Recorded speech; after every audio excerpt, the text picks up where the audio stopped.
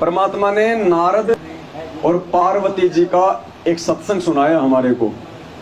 देखो हर सत्संग में भेद है परमात्मा के। अब तो और भी निकल के आएंगे आगे, क्योंकि आप और हमारे को भी परमात्मा समय अनुसार ही सद्बुद्धि देता है, समय अनुसार ही परमात्मा भेद देता है हमारे को। एकदम से दे दे तो क्या पता हम भी आंडी पाक जाए। तो हाँ, तो जैसे जैसे हमारी मानसिक जो गंदगी बाहर निकलेगी वैसे वैसे परमात्मा का नया ज्ञान समाएगा। देखो बात आकी वही टिकेगी। अध्यात्म का मूल मंत्र ही गुरु है, अध्यात्म की नींव ही गुरु है। जब तक नींव मजबूत नहीं होगी ऊपर बिल्डिंग नहीं बन सकती। तो अध्यात्म की नींव है गुरु, और हमें गांठ बांध लेनी चाहिए। इस कबीर परमेश्वर के यथार्थ सत भक्ति मार्ग में कोई गुरु नहीं होता दूसरा सिवाय उस स्वयं उस परमेश्वर के। कितना बड़ा एक प्रकरण यहां है। 3 मिनट का सत्संग है लेकिन गहरा कितना है।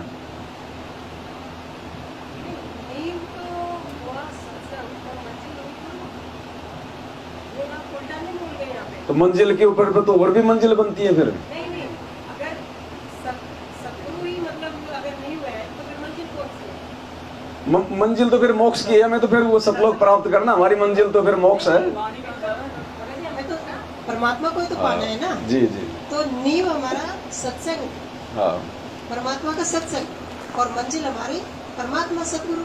चलो सत्संग मान लो, बात एक ही है। सत्संग भी तो परमात्मा ही है। हम हैं शब्द शब्द हम माई, हमसे बिन और कुछ नहीं। ये परमात्मा तो शब्द रूप है। ये शरीर तो खाली आप और हमें खाली दिखाई देता है। खाली ज्ञान समझाने के लिए परमात्मा ने ये हमारे जैसा मानव तन परमात्मा ने धारण किया है ना। उन्हें तो कोई आवश्यकता नहीं है। वो तो स्वयं वो तो एक शब्द रूप है परमात्मा। देखो ये 3-4 मिनट का सत्संग है, थोड़ा हम ध्यान से सुने इसको और बात बिल्कुल भी ना करें सत्संग के समय। कितना गहरा प्रकरण है। देखो पार्वती और शंकर जी का परमात्मा ने उदाहरण दिया। जब शंकर जी अपने घर पे आते थे रोज, तो पार्वती का उनके साथ में क्या व्यवहार होता था। पार्वती क्या उनको मानती थी? केवल उनको अपना पति मानती थी कि शंकर जी मेरे पति। वो उन्हें कभी भी वो परमात्मा के रूप में नहीं देखा उन्होंने, कभी भी। अब एक दिन नारद जी आ गए उनके घर पे, और नारद जी ने पार्वती जी को छेड़ दिया ज्ञान से और कहा कि माई तुम्हें पता है कि शंकर भगवान के गले में जो रुंड माला है वो किसकी है? बोले किसकी है? बोले आपकी है। बोले मेरी? बोले हाँ। बोले तेरे 107 जन्म हो लिए और वो आपसे इतना प्यार करता है कि जब आप शरीर छोड़ देती हो तो वो आपके रुंड की माला बना के अपने सीने से चिपका के रखता है। इतना प्रेम करता है आपसे। और उनके पास में एक अमर मंत्र भी है। तो माई जब तक आपको वो अमर मंत्र नहीं मिलेगा आप अमर नहीं हो सकती। आपके ऐसे जन्म और मृत्यु। तो पार्वती जी को शंका हो गई कि भाई जब एक तरफ तो तुम कह रहे हो कि मेरे से इतना प्यार करता है कि मरने के बाद मेरे रुंड की माला को अपने सीने से चिपका के रखता है, तो मुझे वो अमंत्र देख के वो अमर क्यों नहीं कर देता? फिर मरने जीने का झंझट ही खत्म हो जाएगा। ना वो दुखी होगा ना मैं परेशान होंगी। बोले माई वो अमर मंत्र आपको दे नहीं सकता। क्यों? बोले वो अमर मंत्र प्राप्त करने के लिए अभी आपके अंदर वो कसक नहीं बनी। अभी आप उनको उस दृष्टि से नहीं देख रही है। अभी आप उनको केवल अपना पति समझ रही हैं। जिस दिन आप उनको अपना पति परमेश्वर समझेंगी उस दिन आप वो अमर मंत्र प्राप्त करने की हकदार होंगी। तो यहां पार्वती तो समझ लो आप और हम भगत संगत। ठीक है, पति परमेश्वर अपने गुरुजी हो गए। और दास को समझ लो नारद। दास नारद की भूमिका में है। अब ये सत्संग सुनो ध्यान से, फिर समझ में आएगा कि हम कहां धोखा खाते आ रहे हैं आज से पहले।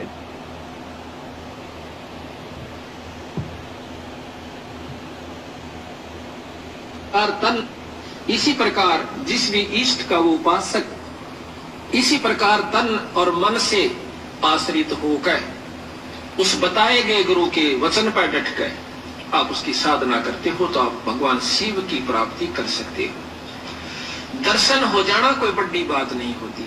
अब यहाँ पर इतना लंबा विवरण है इस एक उपलब्धि को पाने के लिए किसी भी इष्ट का दर्शन हो जाना कोई बड़ी बात नहीं है, लेकिन वह स्थान पाना, अमरता पाना, ये अलग भिन्न वस्तु है।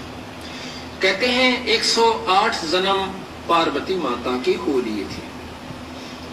108वें जन्म में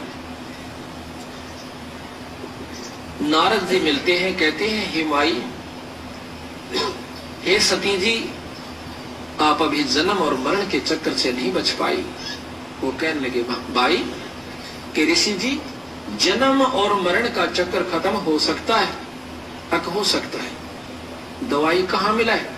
भगवान शंकर के पास, शिव जी के पास। उनके पास एक अमर मंत्र है, अमोघ मंत्र है, जो आपको दे दें, आप नियम से जाप करोगे तो आप अमर हो जाओगे। एक बार तो असमंजस में पड़ जाती है कि नारद की बात कुछ जचे नहीं, तो नारद जी समझ गए कि माई का भी बात समझ में आई नहीं, ये विश्वास नहीं कर रही। कहते हैं कि आपके 107 जन्म हो चुके, 108वां जन्म हुआ है और आप मर जाते हो। भगवान शंकर जो है आपके रुंड को, सिर को काट कर माला बना लेता है। अब उसने सोचा कि वो जो रुंड माला है वो मेरी है, कहाँ आपकी है।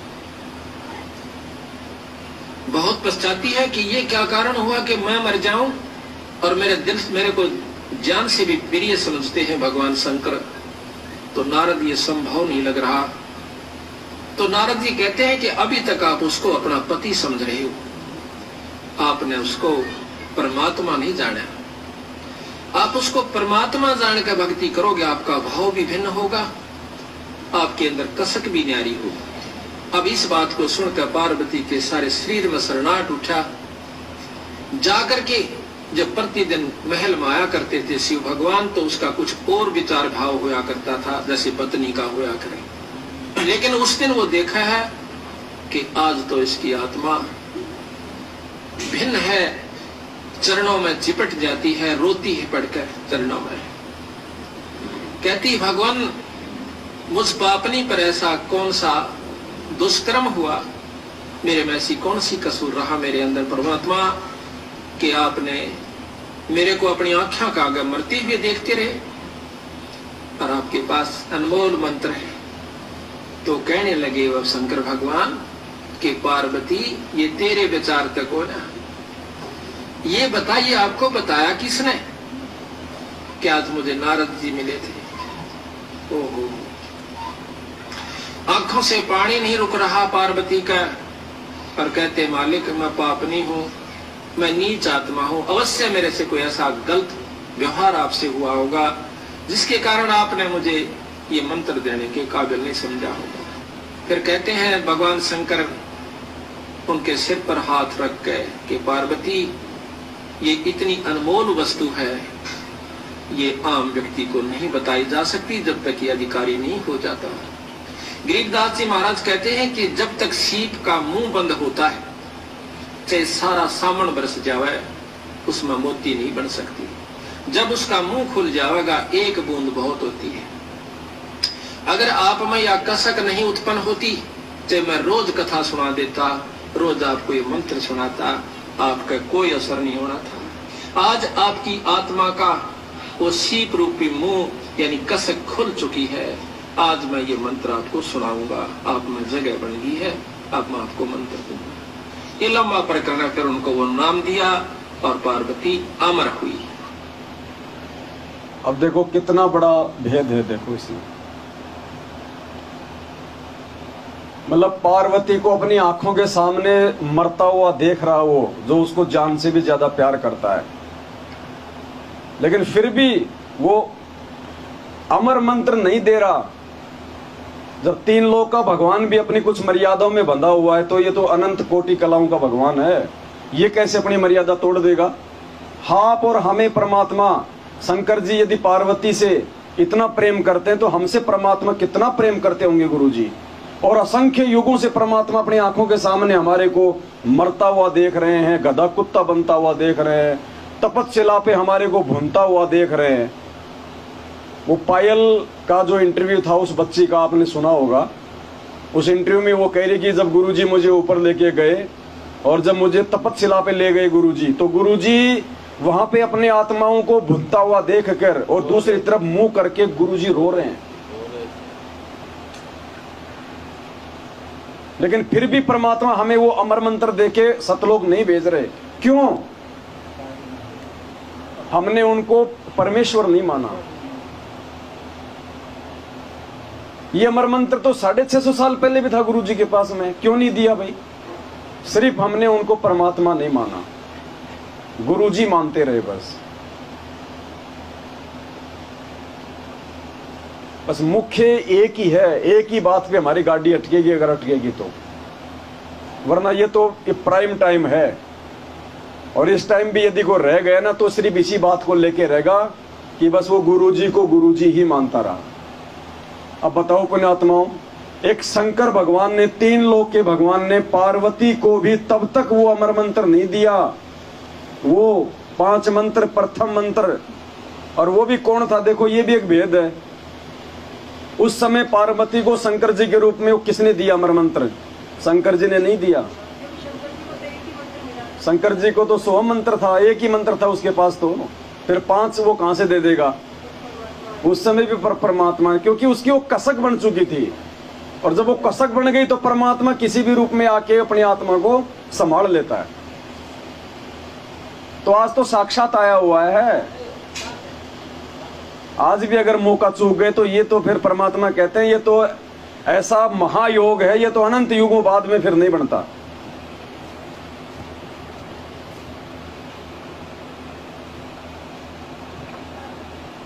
अब बताओ, कहते हैं मेरे को सार नाम मिल गया, मैंने सार नाम ले लिया और गुरुजी को छोड़ के भगवान मान रहा कागज की फोटो को, फिर कह रहा मेरे को अमर मंत्र मिल गया। कहां से अमर मंत्र मिल गया भाई?